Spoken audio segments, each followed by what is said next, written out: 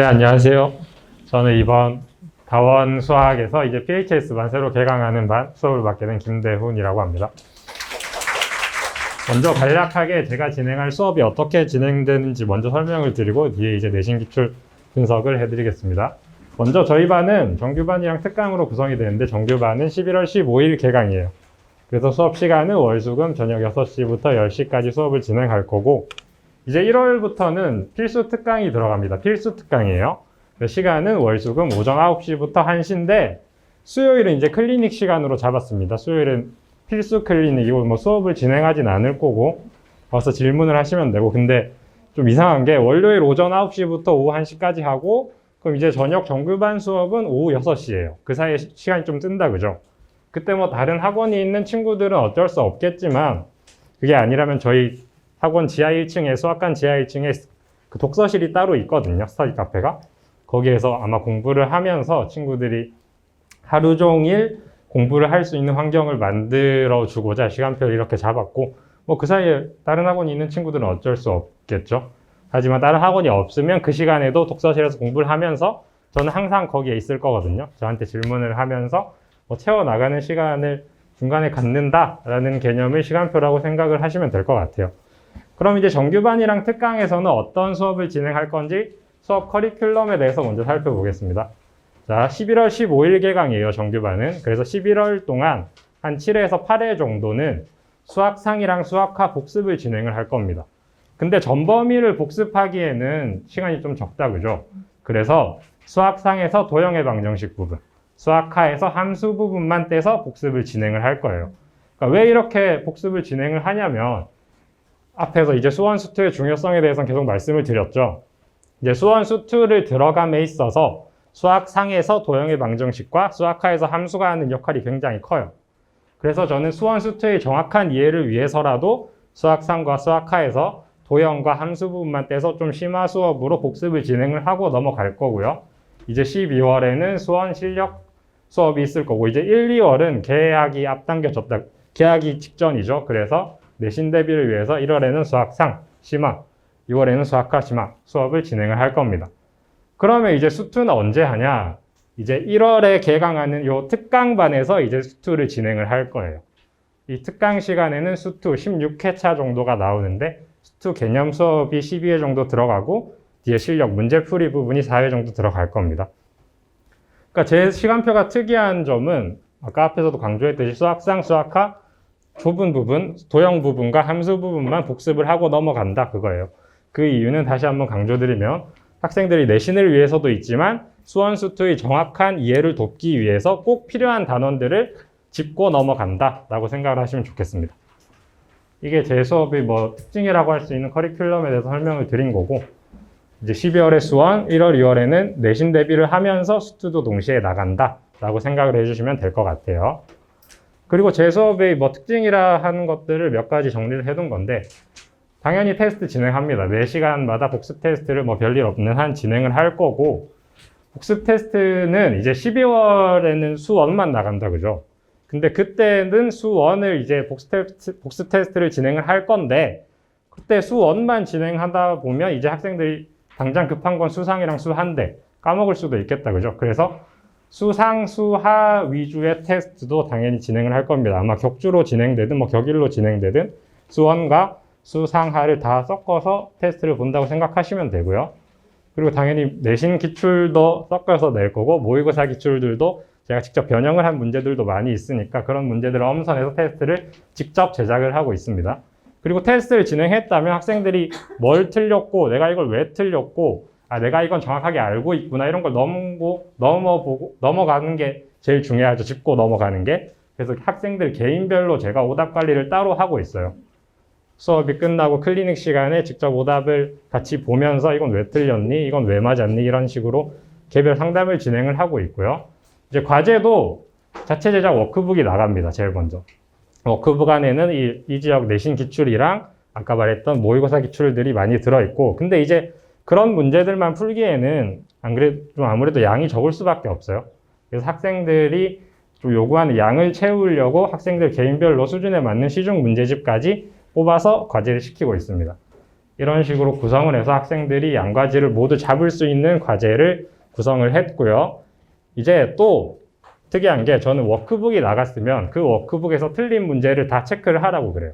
틀린 거나 아니면 다시 풀어보고 싶은 문제. 그 문제들을 엮어서 만든 오답 워크북이라는 이름의 과제도 새로 나갈 겁니다. 이 부분이 학생들이 되게 도움이 많이 된다고 좋아하더라고요. 제 수업을 듣는 학생들은. 그리고 테스트 오답도 클리닉 시간에 진행을 할 거고, 이제 클리닉에 대해서 말씀을 드리면 저는 직접 클리닉을 진행하고자 해요. 되도록 제가 직접 독서실에 있으면서 학생들이 저한테 직접 질문을 하고 직접 피드백을 받는 걸 좀 좋다고 생각을 해서 제가 시간을 좀 많이 할애해서 직접 클리닉을 진행을 하고 있고요. 그리고 아까 말씀드렸다시피 방학 중에는 수요일 아침은 가급적 필수로 클리닉에 참여하는 게 좋을 것 같다는 생각입니다. 저는 일주일에 하루라도 그렇게 와서 저한테 질문을 하고 저하고 좀 친해지면서 유대감을 쌓는 과정이 반드시 필요하다고 생각을 해서 필수 클리닉을 잡았고요. 그리고 과제가 매번 나갈 텐데 양이 좀 많긴 한데, 과제가 만약에 미흡하다면 이제 남아서 늦게까지 가능하다면 저랑 가능한 다 끝내고 가는 게 저희 목표입니다. 클리닉 시간에는 질문을 해도 되고 과제 검사를 맡을 거고, 수상화 당장 내신 대비에 중요한 수상화 개념을 질문을 받아주는 시간이라고 생각을 하시면 돼요. 그리고 관리 부분인데, 수업 시간에 테스트를 쳤다. 그럼 테스트 결과가 당연히 문자로 나가고요. 과제 검사를 했다. 그럼 과제를 잘 해왔는지 아니면 잘 못해왔는지가 문자로 또 나갈 거고, 클리닉 시간이 수요일 필수라 그랬는데 클리닉에 잘 왔는지, 그러니까 공부는 잘 하고 있는지까지도 모든 부분이 다 문자로 나간다고 생각을 하시면 돼요. 그리고 저도 이제 상시로 전화 상담을 언제든지 궁금한 게 있으시다면 전화를 주시면 저는 뭐 24시간 다 전화 상담이 가능하다고 생각을 하시면 됩니다. 그래서 관리는 이런 식으로 하고 있고, 이제 제가 준비한 내신 기출 분석은 강서고등학교예요. 제가 마침 강서고 반을 수업을 진행을 하고 있거든요.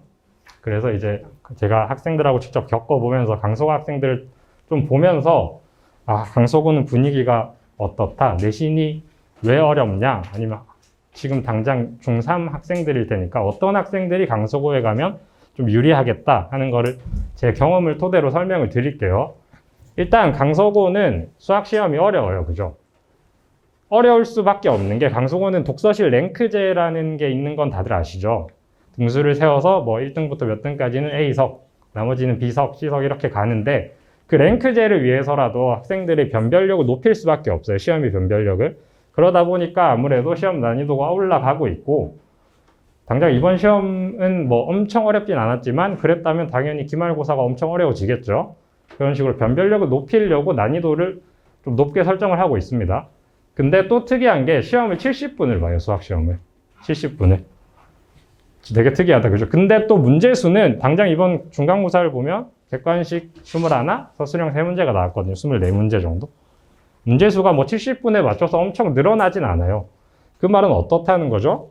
문제들 하나하나가 좀 어려워요. 어렵고 시간을 많이 들여야 하는 문제가 있을 수밖에 없어요. 근데 또 특징이, 이제 보통 일반적인 학교들은 이제 객관식이 21문제다. 그럼 뒤에 한 뭐 18, 19, 20, 21 이런 데 어려운 문제가 많겠죠. 근데 강서고는 한 뭐 7번, 8번, 한 5번, 6번 그 정도에 좀 이제 더러운 문제라고 표현을 했는데, 더러운 문제들을 많이 넣어놔요. 더러운 문제가 뭐냐면 계산이 복잡하거나, 아니면 예를 들면 이런 문제예요. 자, 다음 중 보기를 보고 뭐 맞는 것을 고르시오 하면 보통 선지가 어떻게 구성이 되죠? 1번 기억, 2번 기억 니은, 뭐 5번 기억 니은 디귿, 이렇게 구성되는 게 일반적이다, 그죠? 근데 강서고는 문제가 어떻게 나오냐면, 다음 중 보기를 보고 맞는 것의 개수는 해서 1번 0개, 2번 1개, 3번 뭐 2개, 이런 식으로 문제가 나와요. 이런 문제들을 내는 게 특징이 아마 학생들이 실수를 유발하고자 하는 거예요. 이게 기억, 니은, 디귿으로 선지가 구성이 되면 이 기억은 확실히 아니니까 학생들 보통 어떻게 풀죠? 보기에서 기억이 들어가 있는 건 다 지워요. 이게 속어법으로 푼다, 그죠? 근데 그걸 막고자 아마 실수를 한 번이라도 했으면 무조건 틀릴 수밖에 없게끔 문제를 구성을 합니다. 그런 문제가 또 초반부에 등장을 해요. 그런 문제에 시간을 많이 쏟을 수밖에 없죠, 학생들은. 실수를 절대 하면 안 되니까.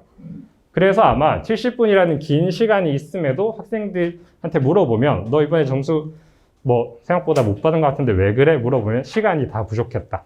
시간이 부족했다가 1순위로 나오는 답이에요. 그래서 그 시간 관리에 좀 초점을 맞추는 게 좋을 것 같고, 그래서 그 시간 관리를 잘하는 학생이라면 뭐 강속고에 가는 게 유리하다라고 말씀을 드리고 싶고요. 더러운 문제가 초반부에 등장을 하고 이제 또 고난도 문제들도 후반부에 똑같이 등장을 하면서 시간 관리를 좀 못하도록 유발을 하는데 이제 마지막 서술형 세 문제는 굉장히 쉽게 나와요. 상대적으로 난이도가 낮게 나와요. 근데 배점은 8점, 8점, 8점에서 이번에 24점이 서술형이었어요. 그러니까 서술형은 쉬운데 앞에 시간을 많이 쓸 수밖에 없는 객관식 문제들이 등장한다. 그러면 이제 학생들은 앞에서 시간을 너무 많이 써서 서술형을 못 푸는 상황이 발생을 하는 거죠. 근데 서술형은 시간만 들여서 제대로 답만 쓴다면 채점도 그렇게 깐깐하게 안 해요. 강속고는 서술형은 24점을 다 얻고 갈 수 있는 문제들이거든요. 충분히. 그래서 학생들의 입장에서는 뭐 어려운 문제들을 넘기거나 아니면 아싸리 서술형을 먼저 풀거나 하는 등의 풀이 전략을 또 갖는 것도 중요하다고 말씀드릴 수 있겠습니다. 그래서 뭐 만약에 우리 아이가 집중력이 좋다. 70분 동안 집중해서 수학 문제를 온전히 풀 수 있다. 그 시험이라는 긴장감 속에서도 멘탈이 강해서 집중력을 발휘해서 70분 동안 집중을 잘할 수 있다. 라는 아이가 있으면 강속고 가셔도 되고요. 뭐 그게 안 된다면 저는 수업에서 이런 부분들을 많이 신경을 쓰고 있거든요. 실제로 모의 시험도 많이 치고 강속고 유형에 맞춰서 난이도도 맞춰서 서술형 난이도도 맞춰서 모의 시험을 치면서 학생들이 좀 실수를 줄이려고 많이 노력을 하는 편이에요.